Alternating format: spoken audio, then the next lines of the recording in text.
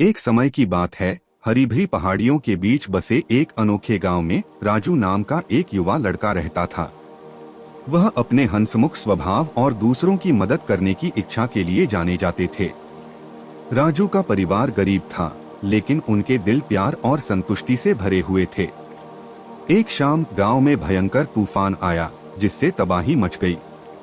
राजू के साधारण घर को काफी क्षति पहुंची और परिवार ने अपना अधिकांश सामान खो दिया। अपनी कठिनाइयों के बावजूद राजू के माता पिता आशावादी रहे और उन्हें विश्वास था कि अच्छे दिन आएंगे। अगली सुबह जैसे ही ग्रामीणों ने पुनर्निर्माण का कार्य शुरू किया, राजू ने अपने परिवार के लिए कुछ आवश्यक सामान खरीदने के लिए स्थानीय बाजार जाने का फैसला किया। रास्ते में उसकी नजर गांव के बाहर एक पेड़ के नीचे बैठे एक अजनबी पर पड़ी। वह आदमी थका हुआ और भूखा लग रहा था। उसके कपड़े फटे हुए थे और उसकी निगाहें आशा भरी थीं।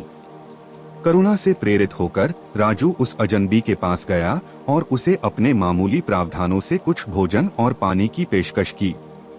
अजनबी ने कृतज्ञतापूर्वक इशारा स्वीकार कर लिया और राजू की ओर गर्मजोशी से मुस्कुराया। उसने अपना परिचय मोहन नाम के एक यात्री के रूप में दिया, जो तूफान के दौरान रास्ता भटक गया था। राजू को मोहन के साथ तुरंत जुड़ाव महसूस हुआ और उसने उसे अपने घर भोजन के लिए आमंत्रित करने का फैसला किया। वह जानता था कि उसके माता पिता अपनी कठिनाइयों के बावजूद किसी मेहमान का खुशी से स्वागत करेंगे। साथ में वे राजू के घर वापस चले गए, जहां राजू के माता पिता ने मोहन का गर्मजोशी से स्वागत किया। सादे भोजन के दौरान मोहन ने अपनी यात्राओं और विभिन्न गांवों में मिली दयालुता के किस्से साझा किए। राजू का परिवार ध्यान से सुन रहा था, कंपनी के लिए आभारी महसूस कर रहा था और अपने छोटे से गांव से परे जीवन के बारे में सुनने का अवसर मिला।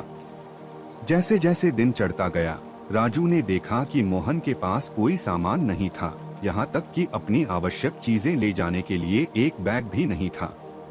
इससे राजू को आश्चर्य हुआ कि मोहन बिना किसी संपत्ति के कैसे जीवित रहने में कामयाब रहा। सर, आपको बिना किसी सामान के यात्रा के दौरान बड़ी कठिनाइयों का सामना करना पड़ा होगा, राजू ने विनम्रता से पूछा। मोहन ने धीरे से मुस्कुराते हुए जवाब दिया, वास्तव में सड़क पर जीवन चुनौतीपूर्ण हो सकता है, लेकिन मैंने सीखा है कि सच्ची संपत्ति भौतिक संपत्ति में नहीं बल्कि दूसरों की दया और करुणा में निहित है। रास्ते में मैंने जो उदारता का अनुभव किया है, उसने मेरी आत्मा को समृद्ध किया है और मेरा हृदय कृतज्ञता से भर गया। मोहन की बात से राजू बहुत प्रभावित हुआ। उन्होंने महसूस किया कि सच्चा धन संपत्ति में नहीं बल्कि मानवीय संबंधों की गर्माहट और दयालुता के कार्यों में मापा जाता है। जैसे ही सूरज डूबने लगा, राजू के परिवार ने मोहन को रात के लिए आराम करने की जगह दी। मोहन ने उनकी उदारता के लिए दिल से सराहना व्यक्त करते हुए विनम्रतापूर्वक उनका आतिथ्य स्वीकार किया। अगली सुबह विदाई से पहले मोहन ने विभिन्न फलों और सब्जियों के बीजों से भरा एक छोटा बैग देकर राजू के परिवार को आश्चर्यचकित कर दिया। उन्होंने कहा, ये बीज अब ज्यादा नहीं लग सकते हैं, लेकिन प्यार और देखभाल के साथ वे प्रचुर मात्रा में फसल उगाएंगे। वे उस दयालुता का प्रतीक हैं जो आपने मुझ पर दिखाई है और मुझे आशा है कि वे आपके परिवार में समृद्धि लाएंगे।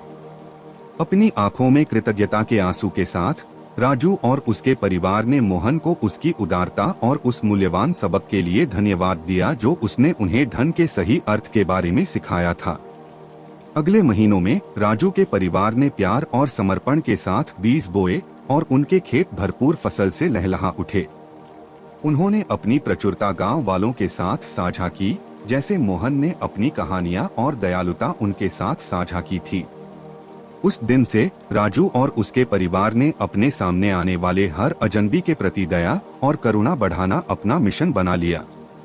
उनकी उदारता के सरल कार्य ने न केवल उनके जीवन को बदल दिया, बल्कि पूरे गांव में दयालुता की लहर पैदा कर दी। कहानी का सार यह है कि सच्चा धन संपत्ति से नहीं मापा जाता है, बल्कि हम दूसरों के प्रति जो करुणा और दया दिखाते हैं, उससे मापा जाता है। जिस तरह एक अजनबी की दयालुता ने राजू के परिवार को समृद्ध किया था, उसी तरह हमारी उदारता के कार्य जीवन को बदल सकते हैं और प्यार और प्रचुरता से भरी दुनिया बना सकते हैं।